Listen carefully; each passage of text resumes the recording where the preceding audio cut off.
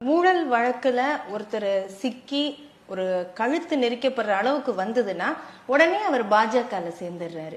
அது ஒரு வாஷிங் மிஷினா மாறிடுது அப்படிங்கிற குற்றச்சாட்டு எப்படி பாக்குறீங்க? அஜித் பவார் இது சுவேந்து அதிகாரியிலேருந்து எங்கெங்கெல்லாம் ரொம்ப அதிகமா இருக்குதோ அந்த இடத்துல பார்த்தோம்னா பாஜகவில் அவர் சேர்ந்துருவாரு, இல்ல கட்சி அந்த இருக்கிற கட்சி உடைப்பட்டு போயிடும். இந்த மாதிரி ப்ராசஸ் எப்படிமா? இது நீங்க ஊழல் குற்றச்சாட்டு சொல்லக்கூடிய நபர்கள், நீங்க வேற கட்சியில இருக்கிற தலைவர்கள் உங்ககிட்ட சேர்ந்தா அந்த வழக்கு காணாம போயிருது. இல்ல, வழக்கு காணாமல் போக வைக்கிறதுக்கு யாராலையும் முடியாது.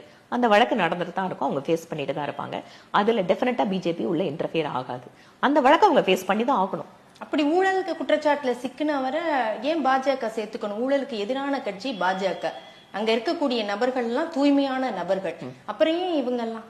அந்த ஊழல் செஞ்சவங்க எல்லாம் இல்லைங்க, நாங்க நல்லா திருந்தி வாழ்றோம், நாங்க நல்ல விதமான ஒரு அரசியல் செய்யணும்னு ஆசைப்படுறோம் அப்படின்னு வரும்போது பிஜேபி இல்ல பண்ணி வேண்டாம் நீ பண்ணிட்டேன்னு சொல்ல மாட்டோம். நீ நல்லபடியா மாறிட்டேன்னு சொல்றல்ல, வா எங்களோட சேர்ந்து நல்லபடியா இரு. இல்ல மேம், அப்படி திருந்துறவங்க எல்லாம் அதை எப்படி பாஜகவையே தேர்ந்தெடுக்கிறாங்க? எங்களுக்கு ஆச்சரியமா பாஜக சேர்றோம்னு எப்படி சேர்றாங்க ஏன்னு கேட்டா, மத்த எல்லா அரசியல் கட்சியிலுமே ஊழல் கட்சியா இருக்கு. இந்த நாட்டிலேயே ஊழல் இல்லாத கட்சியாக பாஜக தெரியறதுனால ஊழல் பண்ண வேண்டாம்னு முடிவெடுத்த உடனே நேரம் எங்க கிட்ட என்ன, அதனால சரி ஊழல் பண்ண மாட்டேன் நேர்மையா அரசியல் பண்ணுவோம்னு நினைக்கிறவங்களுக்கு ஒரே ஒரு கட்சி இந்த நாட்டுல இருக்குன்னா அது எங்க கட்சி மட்டும்தான். சரி, ஆனா இங்க ஊழல் டிஎம்கே ஃபைல்ஸ் அண்ணாமலை அவர்கள் முன்னாள் மாநில தலைவர் கூட வெளியிட்டாரு. அதுல எல்லாம் என்ன நடவடிக்கை எடுக்கப்பட்டது?